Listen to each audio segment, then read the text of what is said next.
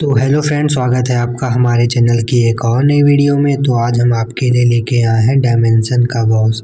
सच्चाई। स्वराज अपने घर में सोफे के ऊपर अपने माता पिता के सामने बैठा था और उसकी नज़रें उन दोनों से जवाब मांग रही थी।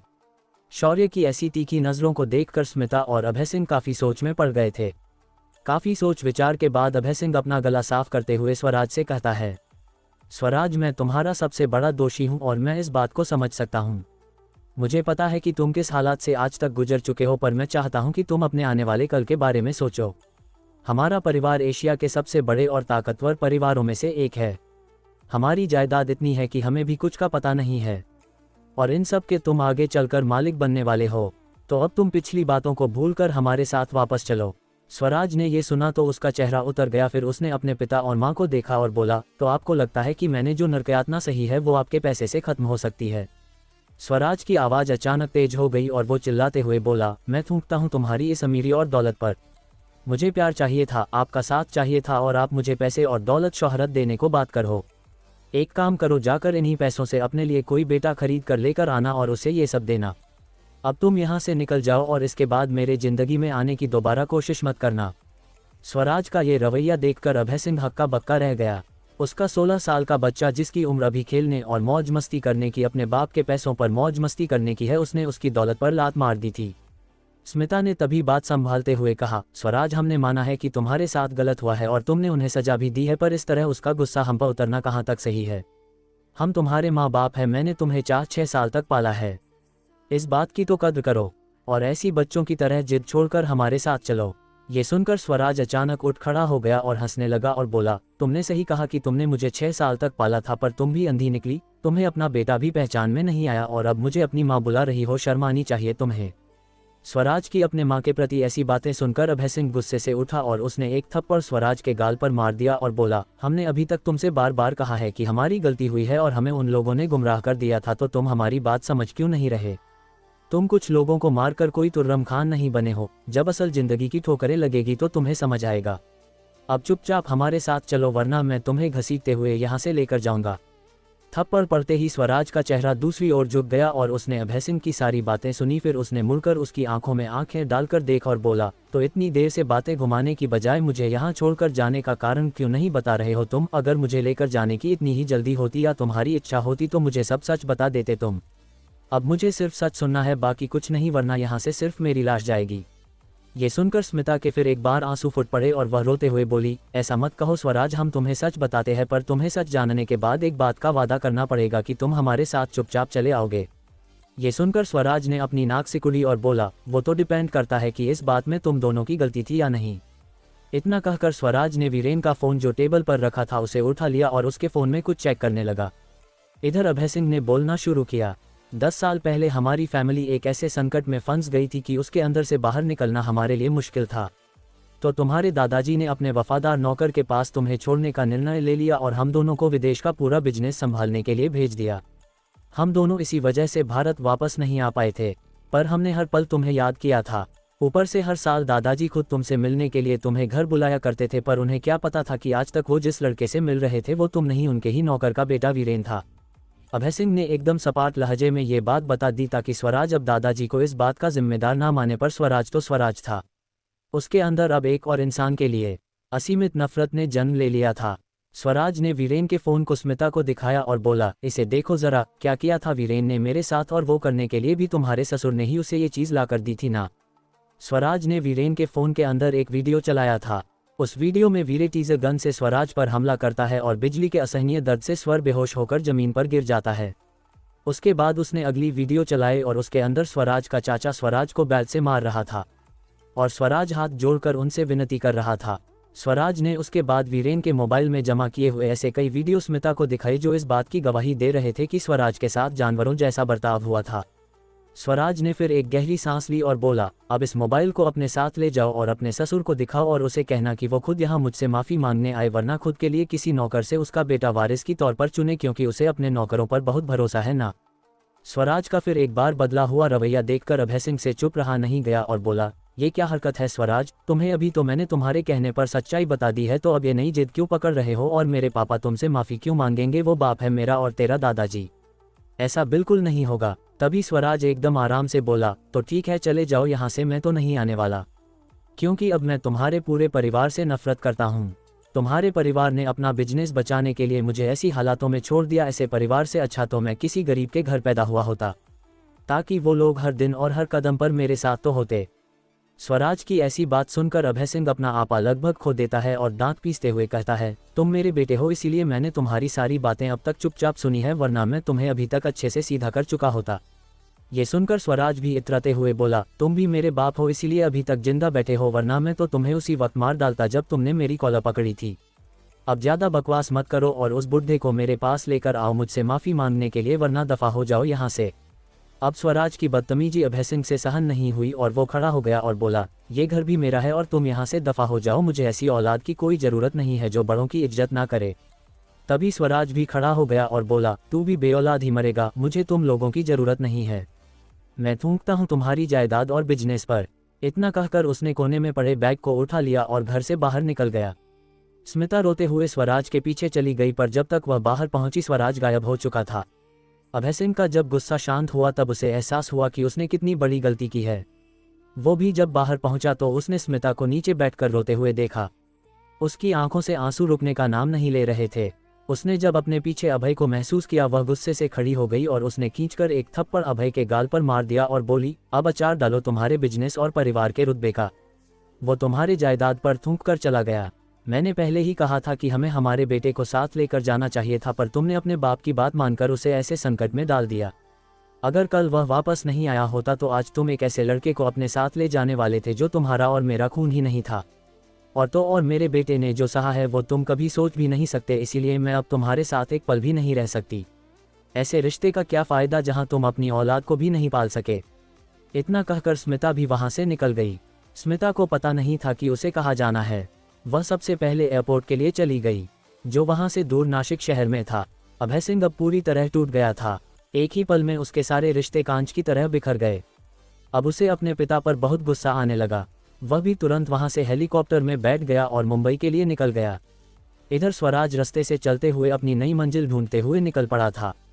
तभी अचानक उसे पीछे से एक कार के रुकने की आवाज़ सुनाई दी।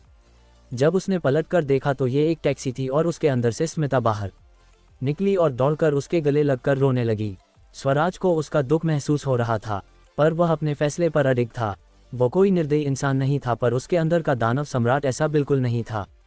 कलेश ने अपनों के हाथों ही अपनी मौत होते हुए देखा था, तो इस वजह से उसके लिए ऐसे फालतू के रिश्ते बनाना सही बात नहीं थी। पर जब उसने स्मिता को अपने गले लिपट कर रोते हुए देखा तो उसका दिल थोड़ा पिघल गया।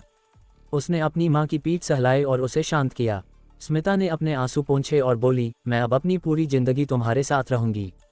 मुझे अब रायजादा फैमिली में वापस नहीं जाना है। मैं अब सिर्फ तुम्हारे साथ ही अपना वक्त बताऊंगी और जितना हो सके उतना तुम्हारे जख्मों को भरने की कोशिश करूंगी।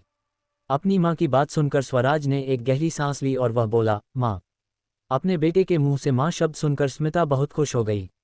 उसने स्वराज की ओर देखा और उसके आगे कुछ बोलने का इंतजार करने लगी। स्वराज ने एकदम सीरियस होकर कहा, मैं आपको अपने साथ नहीं ले जा सकता। यहाँ से आगे मेरे जीवन का रास्ता बहुत सी कठिनाइयों से भरा है और आप मेरे साथ नहीं रह पाएंगी।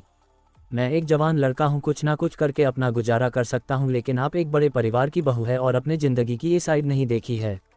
अपने बेटे के मुंह से जीवन के बारे में ऐसी बातें सुनकर स्मिता को अच्छा लगा। फिर उसने भी दृढ़ निश्चय के साथ कहा, नहीं, मैंने एक बार तुम्हें मुझसे दूर किया और मैंने तुम्हें लगभग खो दिया था। अब मैं ऐसा दोबारा नहीं होने दे सकती, इसीलिए हम दोनों दूर जाकर रहेंगे, इस रायजादा परिवार से बहुत दूर। तुम मेरे साथ भोपाल चलो, वहाँ रायजादा परिवार का इतना इन्फ्लुएंस नहीं है और हमें वहाँ मेरी दोस्त की मदद भी मिल जाएगी।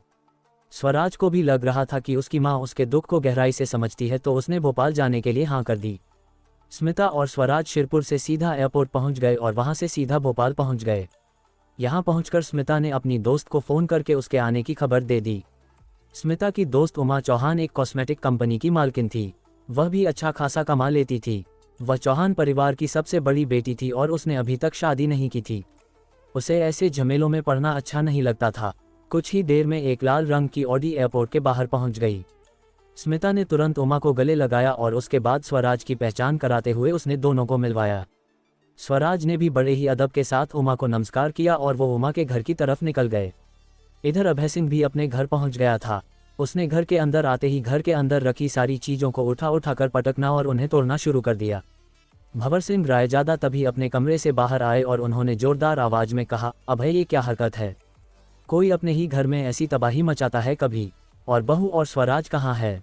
ये सुनते ही अभय चीख कर बोला, ये सब आपकी वजह से हुआ है।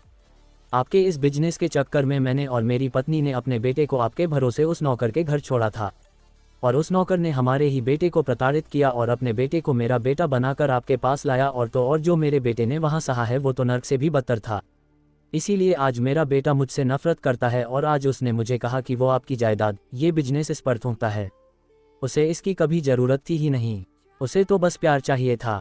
फिर अभय ने एक गहरी सांस ली और अपने बाप से बोला, आज आप मुझे मेरा बेटा ला कर दो, फिर उसके लिए आपको ये अपनी जायदाद भी बेचनी पड़े तो कोई गम नहीं, पर मुझे मेरा बेटा और मेरी पत्नी वापस चाहिए जो मुझे छोड़कर चली गई है, और उसने भी इस गंदे परिवार के साथ सारे रिश्ते खत्म कर दिए हैं, और आपको पता है इन सब के जिम्मेदार आप थे। मेरी बीवी मुझे कहती थी कि हमारे बेटे को अपने साथ ही रखना चाहिए था, पर मेरी हिम्मत मारी गई थी जो मैंने आपकी बात मानी और मेरे बेटे को उस नौकर को पालने के लिए दे दिया। भंवर सिंह रायजादा ने जब अपने बेटे की मुंह से अपने लिए ऐसे शब्द सुने तो उन्हें बहुत बड़ा सदमा लगा, पर जैसे जैसे उन्होंने सारी बात ध्यान से सुनी तो उनका दिल भी अंदर से टूट गया। कोई भी पिता कभी भी अपने बेटे के घर को कभी तोड़ना नहीं चाहेगा, पर उसके एक फैसले ने उसके बेटे की ये हालत कर दी थी। भंवर सिंह ने कुछ देर शांति से सोचा और बोला, चलो मैं बात करता हूँ तुम्हारे बेटे से। अब क्या होने वाला है आगे? क्या स्वराज के दादाजी उससे मिलकर अपनी गलती की माफ़ी मांगेंगे? क्या अभय सिंह स्मिता और स्वराज को ढूंढ पाएगा? मैं वचन देता हूँ। पृथ्वी से लाखों प्रकाश वर्ष दूर ब्रह्मांड के एक कोने में कई सारे चित्र विचित्र लोगों ने एक इंसानों की तरह दिखने वाले दानव को घेर लिया था। उसके बाल चांदी की तरह चमकीले थे और उसकी आंखों की पुतलियां लाल रंग की नजर आ रही थी। उसका शरीर सफ़ेद पड़ चुका था और उसके ओंठ सूख चुके थे। उसके ओंठों से खून निकल रहा था। उसने लाल रंग का राजेशाही चोगा पहना था और उसके सिर पर एक छोटा लाल रंग का मणि मुकुट की तरह बालों की शिखा में पिरोया हुआ था। उसके आसपास की जगह किसी राजदरबार की तरह दिख रही थी। उसके सीने में उसके दिल से एक तलवार आर पार हो चुकी थी और उसके शरीर को खून में भीगा दिया था। इतने दर्द के बावजूद उसके चेहरे पर सिर्फ आश्चर्य के भाव थे। वह अपने सामने खड़े लोगों को आश्चर्य से देख रहा था। उसके सामने खड़े लोग कोई और नहीं उसके अपने लोग थे। उसकी पत्नी, उसके बेटे और बेटियां इनमें शामिल थे। उसने सांस लेने की कोशिश करते हुए उन लोगों को देखकर कहा, तुमने मेरे साथ ऐसा क्यों किया? क्या मिलेगा तुम्हें मुझे मारकर? अगर कुछ चाहिए होता तो बोल देते, लेकिन ऐसे धोखा देकर मुझे मारने से तुम्हें क्या मिलेगा? तभी दरबार में एक डरावना दिखने वाला विशालकाय दानव अंदर आता है और कहता है, सम्राट वीर, तुम्हारे मरने से उन्हें असली दानव बनने का मौका मिलेगा। उन्हें तुम्हारे इन फालतू के कानून और नियमों से आज़ादी मिलेगी। तभी धीरे धीरे दरबार में बाकी के दानव भी अंदर आ जाते हैं। ये सभी दानव कभी उसके अपने वफादार हुआ करते थे। ये सब उसके मंत्री और सेना के कमांडर थे। वीर ने जब उन सभी को देखा तो इस बार उसे इतना आश्चर्य नहीं हुआ। फिर उसने अपने आप को उसी हालात में सिंहासन पर बिठाया और फिर उन्हें देखकर बोला, मुझे लगता था कि मैंने सुधार और कानून व्यवस्था का निर्माण करके दानवों का भला किया है, लेकिन आज तुम लोगों को देखकर मैं ये जरूर कहूंगा कि इंद्रदेव सही कहता था। तुम दानव युद्ध प्रेमी हो, तुम्हें हमेशा युद्ध चाहिए। अगर युद्ध नहीं हुआ तो तुम पागल हो जाते हो, और आज मैंने ये देख लिया।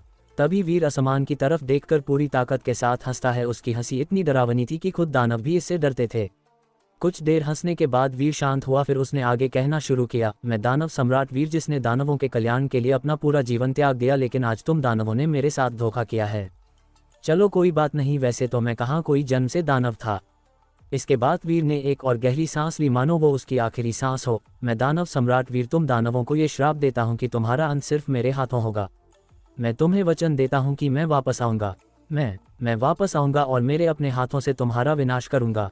मैं तुम्हें वचन देता हूँ कि तुम्हें ऐसी मौत दूंगा कि तीनों ब्रह्मांड और 108 आकाशगंगाएं तुम्हारी चीखें सुनेंगे। मैं वापस आऊँगा। ऐसा कहते कहते वीर की आवाज़ धीरे धीरे धीमी हो गई। कुछ देर बाद उसका बेजान शरीर उसी सिंहासन पर गिर गया था। तभी वीर का बड़ा बेटा डरते हुए उसकी लाश के पास गया और उसे छूकर देखने लगा, मगर तभी वीर का शरीर अचानक एक भयानक काली आग के लपट में घिर गया, जिसकी चपेट में उसका बड़ा बेटा भी आ गया और वह उन आग की लपटों में जलने लगा। कुछ ही देर में वीर और उसके बेटे का शरीर पूरी तरह से राख बन गया। आर्यन का बड़ा बेटा इतने दर्दनाक तरीके से चीख रहा था कि देखने वालों की रूह कांप गई थी। ये मंजर इतना भयानक था कि दानवों के दिल में भी दहशत पैदा हो चुकी थी। तभी वीर की पत्नी तेजी से आगे दौड़कर गई और सिंहासन के ऊपर कुछ ढूंढने लगी, मगर उसे कुछ भी नहीं मिला। वह दांत पीसते हुए बोली, वो मणि भी उसके साथ नष्ट हो गया, अब हम क्या करेंगे? वह महादेव ने खुद आर्यन को प्रसन्न होकर दिया था। वर्ष 2023 स्थान पृथ्वी भारत इंदौर शहर। स्वच्छ भारत अभियान में हमेशा पहले स्थान पर रहने वाला इंदौर शहर आज उसकी खूबसूरती हर तरफ बिखेर रहा था। इसी साफ सुथरे शहर में एक सड़क के किनारे पर एक 15 साल का लड़का बेहोश पड़ा था। उसके पूरे शरीर पर घाव थे, उसके सिर पर चोट लगी थी, साथ ही उसके चेहरे और कपड़ों पर जूतों के निशान थे। उसके मुंह से खून निकलकर सूख चुका था, उसके बाल एकदम काले थे और उसकी आंखों को पुतलियां गहरे रंग की थी। शाम का समय हो चुका था, सूर्यास्त नजदीक था, तभी उस बेहोश पड़े लड़के की उंगलियों में कुछ हलचल हुई। कुछ देर बाद उस लड़के ने अपनी आंखें खोली और आसपास देखने लगा। तभी उसके सिर पर लगे घाव की वजह से तेज दर्द होने लगा। उसी हालात में वह लड़का अपनी जगह से उठ गया और सड़क से थोड़ा अंदर की तरफ एक पेड़ था, वह उसे सटकर बैठ गया। उसने फिर अपने शरीर को ध्यान से देखना शुरू किया। उसने देखा कि उसके शरीर पर बहुत सारे घाव हुए थे और उसके कपड़े भी फटे हुए थे। उसके शरीर पर धूल मिट्टी लगी हुई थी, मगर इसे देख वह लड़का अचानक मुस्कुराने लगा। उसकी मुस्कान उसके इस हालात में बहुत ही डरावनी लग रही थी। ये तो मेरा अपना इंसानी शरीर है, जो मैं दानव बनने से पहले था। फिर उस लड़के ने अपने आसपास देखा और उस जानी पहचानी जगह को देखकर वह बोला, ये क्या? ये तो कोई जानी पहचानी जगह दिख रही है। ये तो इंदौर का बजरंग नगर का इलाका है। क्या मैं पुराने समय में वापस आ चुका हूँ? उस लड़के ने जैसे तैसे खुद को झटका और दर्द को सहन करते हुए वह सड़क के किनारे से चलते हुए आगे बढ़ने लगा। वहीं पास ही उसे एक पान की टपरी दिखाई दी। वह लड़का वहां गया और उसने उस टपरी पर बाहर रखे प्याऊ में से 4 गिलास पानी पी लिया। उसके बाद जब उसका गला थोड़ा गिला हुआ तो उसने थोड़ा पानी अपने चेहरे पर मारा। उसने अपना चेहरा साफ कर लिया तो उसका सुजा हुआ चेहरा साफ साफ दिखाई देने लगा। उसके आंखें और नाक पर घाव था। उस लड़के ने फिर उस टपरी वाले को हाथ उठाकर धन्यवाद किया। उसके बाद वह लड़का वहां से निकलकर लंगड़ाते हुए सड़क के किनारे से चलकर जाने लगा। कुछ देर और चलने के बाद वह हनुमान जी के मंदिर के अंदर पहुंच गया। आज शनिवार था तो भीड़ भी बहुत अधिक थी। साथ ही आज के दिन मंदिर में महाप्रसाद का आयोजन किया गया था। उस लड़के ने लाइन में खड़े रहकर थाली भरकर प्रसाद लिया और एक कोने में जाकर नीचे बैठ गया। उसने फिर उसे प्रसाद को इस तरह से खाया मानो वह वर्षों का भूखा हो। जब उसका पेट भर गया तो उस लड़के ने एक हल्की डकार मारी। फिर वह मंदिर के पीछे वाले खाली हिस्से में जहां कई सारे इमली के पेड़ थे वहां चला गया। अभी तक अंधेरा गहरा गया था और आसपास के लोग भी मंदिर में जमा हो गए थे, लेकिन इस वक्त मंदिर के पीछे का ये हिस्सा एकदम शांत था। उस लड़के के शरीर में अब थोड़ी ताकत आ चुकी थी। वह पेड़ के नीचे बैठ गया और फिर कुछ मंत्र बोलने लगा। जब वह मंत्र बोल रहा था तभी वह अपने हाथों से कुछ खास मुद्राएं बना रहा था। धीरे धीरे उसके शरीर के आसपास एक हरे रंग की रोशनी घूमने लगी। कुछ ही देर में देखते ही देखते उसके सारे घाव भरने लगे। वह लड़का ऐसे ही उस पेड़ के नीचे बैठा रहा और जब उसके सारे घाव भर गए और उसका शरीर एकदम नॉर्मल हो गया, वह उठकर खड़ा हो गया और धीरे धीरे चलकर वह वहां से उत्तर दिशा की ओर एक रिहायशी इलाके में जाने लगा। जब वह लड़का चलकर जा रहा था तो उसके आंखों के सामने 2000 साल पहले की यादें घूमने लगी। ये यादें थोड़ी पुरानी थी, मगर उसके लिए ये यादें वैसी की वैसी थी। ये उसकी अपनी पुरानी यादें थी। जब वह लड़का एक घर के सामने से गुजरा तो उसने एक घर की ओर झांक कर देखा। उस घर के अंदर उसने वो डिजिटल घड़ी देखी जिस पर उस दिन की तारीख लाल रंग से दिखाई दे रही थी। वह तारीख थी 6 मई 2023। इस तारीख को देखकर उस लड़के की आंखें फैल गई और उसे उस घटना की याद फिर एक बार ताज़ा हुई जो इस दिन उसके साथ हुई थी। आज ही के दिन इस लड़के को उसके साथ पढ़ने वाले अमीर घर के लड़कों ने मिलकर उसे पीट दिया था। उसके बाद जब वह अपने घर पहुंचा तो उसे उसके चाची ने घर से निकाल दिया था। इसी दिन वह सड़क पर आ चुका था। उसकी जिंदगी पूरी तरह से बदल चुकी थी। उस लड़के ने अपनी मुठियां भींच ली और फिर वह कुछ सोचते हुए वहां से आगे बढ़ गया। उसके मन में उन सभी लोगों के चेहरे घूम रहे थे जिनकी वजह से पिछले जन्म में भी वह मरते मरते बचा था। पिछले जन्म में वह उनके साथ कोई बदला नहीं ले पाया था, मगर इस बार वह सब कुछ कर सकता था। जब वह लड़का थोड़ी देर बाद अपने घर पहुंचा तो उसके सामने एक मोटी औरत अपने कमर पर हाथ रखकर खड़ी थी और उसे घूर रही थी। वह गुस्से से उसे किसी भैंस की तरह देख रही थी। जब उस लड़के ने उस औरत को देखा तो पहले तो उसे बहुत गुस्सा आया, लेकिन फिर उसने एक गहरी सांस ली और फिर उस औरत को देखकर मुस्कुराया। उस लड़के की मुस्कान देखकर वह औरत और ज्यादा गुस्सा हो गई और फट पड़ी, नालायक, कहाँ मर गया था इतनी देर से, घर के सारे काम पड़े हैं। तुझे एक बार बताई बात क्यों समझ में नहीं आती? अब मैं तुमसे तंग आ चुकी हूँ, ये ले तेरा सामान और निकल जा मेरे घर से। इतना कहकर उस औरत ने 2 बैग उस लड़के की ओर फेंक दी। उस लड़के ने अपनी बैग को पकड़ लिया और बगल में रख दिया। फिर वह मुस्कुराते हुए आगे बढ़ा और बोला, मेरी प्यारी चाची, तू गुस्सा करती है तो बिल्कुल किसी भैंस की तरह दिखती है, बस 2 सींगों की कमी है। और तो और जब ऐसे फड़फड़ करती है ना तो मेरा मन तुझे पानी में डुबोकर मारने का करता है। उसके बाद उस लड़के ने उस औरत के मोटे मांसल गले पर हाथ फेरा और बोला, ओफे तेरी आवाज़ किसी भोंपू की तरह बेहद कर्कश है जो मेरा दिमाग और ज़्यादा खराब कर देती है। फिर उस लड़के ने पूरे घर को ध्यान से देखा और बोला, और तो और जिस घर से तू मुझे जाने के लिए कह रही है वह घर मेरा ही है। उन दो नालायक लोगों ने इसे मेरे लिए पीछे छोड़ दिया था, तो इस घर से मुझे तो बाहर जाने की ज़रूरत नहीं है, पर तू यहाँ से तेरे पति और बेटे के साथ जा सकती है। अगर इसके बाद मेरे घर में मेरे साथ ऊंची आवाज़ में बात की तो मैं तेरी वो हालत करूँगा जिसके बारे में तुमने कभी सोचा नहीं होगा। अब चुपचाप मेरी बैग उठाकर मेरे कमरे में वापस रख देना और जब खाना रेडी हो जाए तो मुझे आवाज़ दे देना। इतना कहकर वह लड़का अपने कमरे के अंदर चला गया। दूसरी तरफ वह औरत जो उसकी चाची थी अपने जगह पर जम गई थी। वह बहुत ज़्यादा डर गई थी, क्योंकि आज उस लड़के ने एक ऐसी मुस्कान बिखेरी थी जो इतनी डरावनी थी मानो कोई दानव उसके सामने खड़ा था, और तो और जिसने आज तक उसे कभी सिर उठाकर नहीं देखा था वह उसकी आंखों में आंखें डालकर देख रहा था और उसे धमका रहा था। चाची के मुंह से आवाज़ नहीं निकल रही थी, तभी वह लड़का अपने उंगली से चुटकी बजाते हुए बोला, क्या तुम मेरी बैग अगले साल यहाँ लाने वाली हो क्या? ज़रा अपना मोटा सा शरीर जल्दी से हिलाओ और मेरा सामान यहाँ लाकर रख दो। उस लड़के की आवाज़ सुनकर वह औरत तुरंत किसी डरे हुए खरगोश की तरह तेजी से उसकी बैग उठाकर उसके कमरे में डालकर वहां से सीधा किचन में चली गई। तभी उस घर के दरवाजे पर दस्तक हुई और एक मध्यम आयु का आदमी घर के अंदर आ गया। ये इस लड़के का चाचा था, जो उसके बीवी की इशारों पर नाचता था और जब भी मन करे वह इस लड़के को मारा करता था। उसके घर के अंदर आते ही उस औरत ने सारी घटना बढ़ा चढ़ाकर उस आदमी को तुरंत बता दी, जिस वजह से वह बहुत गुस्सा हुआ और उस लड़के के कमरे में सीधा दरवाजा खोलकर अंदर चला आया। इस वक्त वह लड़का अपने बैग का सामान अपने कमरे में चीख से लगा रहा था। तभी वह आदमी अंदर आया और गुस्से से दांत पीसते हुए बोला, वीर तुम्हारी इतनी हिम्मत कि तुम अपनी चाची के साथ ऐसा बर्ताव करो। लगता है तुम अपनी पिटाई भूल गए हो। आज मैं तुम्हें ऐसा सबक सिखाऊंगा कि तुम इसके बाद अपनी चाची से कभी ऐसा बर्ताव नहीं करोगे। इतना कहकर वह आदमी उस लड़के को मारने आगे बढ़ गया, पर उसका हाथ उस लड़के को छू भी पाता उससे पहले अचानक कुछ हड्डी टूटने की आवाज़ आई और उस आदमी का बायां पैर अचानक पिचक गया। उस आदमी के मुंह से एक जोरदार चिंख निकली और वह अपना पैर पकड़कर नीचे बैठ गया था। उसके बाएं पैर की नली 2 हिस्सों में बंट गई थी। उसे असहनीय पीड़ा हो रही थी, मगर वह लड़का वहीं पर जो का त्यों खड़ा था। उसके शोर को सुनकर उस लड़के ने उस आदमी की आंखों में देखा और बोला, अरे ओ झाड़ की पत्ती, अब अगर थोड़ी भी आवाज़ निकली तो मैं तुम्हारी गर्दन तोड़ दूंगा।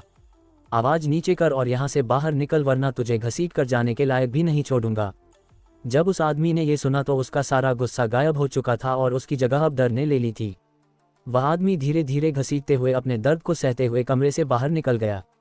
जब चाची ने यह देखा तो उसके हाथ पैर कांपने लगे। चाची ने जैसे तैसे चाचा को सहारा दिया और फिर वहां से उसे लेकर दवाखाने चली गई।